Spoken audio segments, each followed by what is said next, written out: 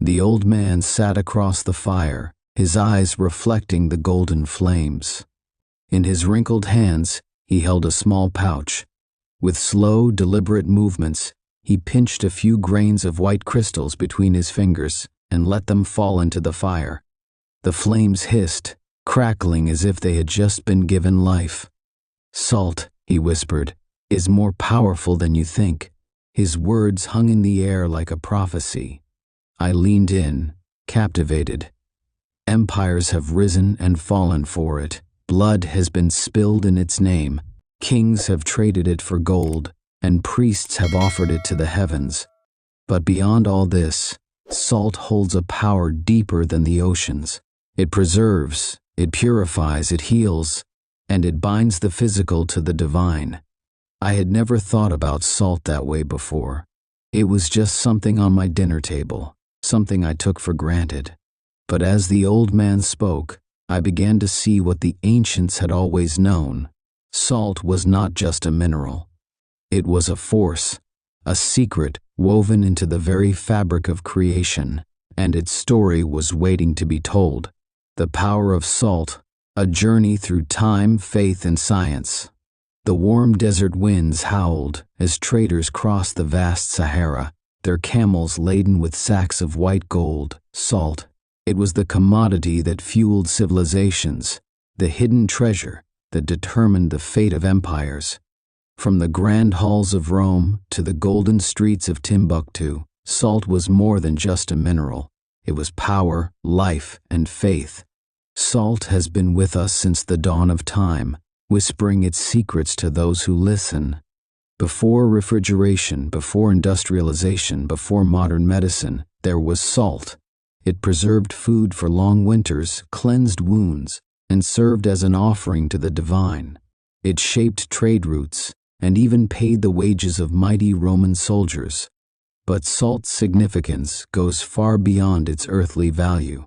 In the Bible, it was more than just a seasoning. It was a sacred symbol, a testament to God's unbreakable promises. In the quiet sanctuary of the temple, the priest stood before the altar, his hands steady as he sprinkled salt over the grain offering. It was a ritual as old as the covenant itself, a reminder of God's eternal faithfulness. "You shall season all your grain offerings with salt. Do not leave the salt of the covenant of your God out of your grain offerings. Add salt to all your offerings." Leviticus 2:13. Why salt? Why did God choose this humble mineral as a symbol of his unbreakable covenant? Salt does not spoil. It preserves. It endures. Just as God's promises never fade, so too does salt remain. It is a sign of purity, a divine assurance that his word is eternal. When Elisha found the waters of Jericho bitter and undrinkable, he took a bowl of salt and cast it into the spring. "Thus says the Lord, I have healed this water. Never again shall it cause death or barrenness." 2 Kings 2:19-22. This simple act carried profound meaning. Salt did not just cleanse the water, it restored life. In the New Testament, Jesus looked into the eyes of his followers and declared, "You are the salt of the earth." But he added a warning: if the salt loses its saltiness, how can it be made salty again? Matthew 5:13. Christ was calling his disciples to preserve righteousness in a decaying world. Salt was not just a symbol, it was a calling. Centuries ago, in the bustling markets of West Africa, merchants bartered gold for salt, pound for pound. The great caravans carried it across the desert, and mighty empires rose and fell upon its value. In ancient Rome, soldiers were sometimes paid in salt, giving birth to the word salary. From the Latin salarium, a man who did his job well was said to be worth his salt. In China, rulers controlled salt production to maintain power over the people. In medieval Europe, entire wars were fought over salt taxes. The demand was endless, for salt was needed not only for food but for survival. But for all its material worth, salt was never just a commodity, it was sacred. From Africa to Asia, civilizations knew there was something divine about it. Long before scientists understood the human body, salt had already proven itself essential. The moment a newborn baby takes its first breath, its body already contains salt. Our cells rely on it to balance fluids, conduct nerve impulses, and contract muscles. Without it, life would cease. Have you ever wondered why tears taste salty? Or why our blood, like the ocean, carries the flavor of salt? The connection is no coincidence. Salt is woven into the very fabric of creation. Doctors today recognize salt's power to heal. It cleanses wounds, soothes sore throats, and restores electrolytes after illness. When used in moderation, salt sustains life. But when abused, it becomes deadly, contributing to high blood pressure, kidney disease, and heart failure. Perhaps this is why Jesus warned against losing salt's purity. Just as too little salt leads to weakness, too much corrupts. From the flickering candlelit temples of India to the sacred circles of African shamans, salt has been used in spiritual rites for thousands of years. In some traditions, salt is sprinkled around homes to ward off evil spirits. In others, it is dissolved in water to purify the body and soul. In Hinduism, salt is a part of purification rituals. In Islam, Prophet Muhammad is said to have recommended breaking one's fast with salt. In Christianity, holy water is often mixed with salt for blessings.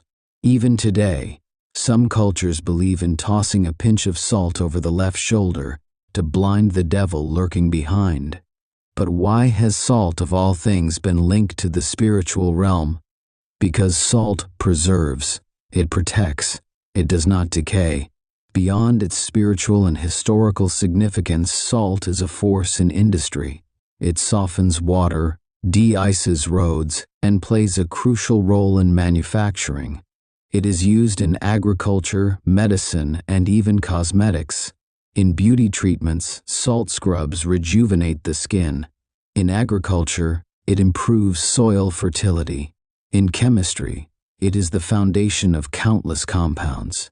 And yet, despite all its industrial uses, salt remains most powerful in its simplest form, on our tables, in our food, and in our very blood. Salt has found its way into the language of wisdom. Across cultures, proverbs reflect its deep significance. Salt is born of the purest parents, the sun and the sea. Ancient Greek proverb, worth one's salt, meaning to be valuable or hardworking. The salt of the earth, a person of great integrity. These sayings reveal how salt has long been seen as a measure of character and value. For all its power, salt carries a warning. When overused, it becomes harmful. High blood pressure, heart disease, and stroke are just a few of the consequences of excess salt consumption. Spiritually, the same applies. Salt that loses its purpose becomes useless. A life out of balance, filled with too much indulgence or too little purpose, can lead to destruction. Just as the earth needs salt to preserve life, we must use wisdom in how we apply its lessons. Salt is one of the few elements that has remained constant throughout history. It has been revered as sacred, fought over in war, and essential for life. It is a reminder that preservation, purity, and faithfulness matter, not just in food, but in life itself. And so, as we sprinkle salt on our food or watch the waves crash upon the shore, let us remember, salt is more than just a seasoning. It is a symbol of what endures, of what is sacred, and of what must be preserved. For we are called to be the salt of the earth.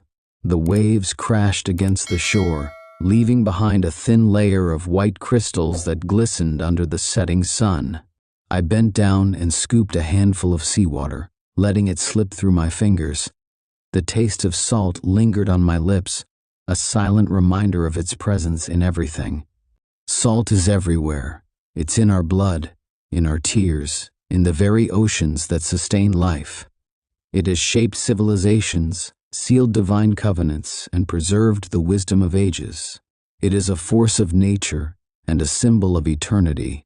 But more than that, salt is a lesson.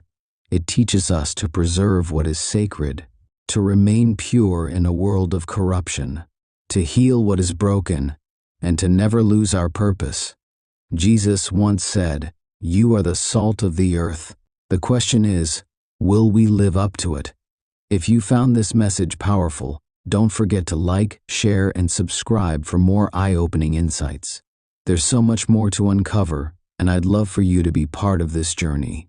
See you in the next one.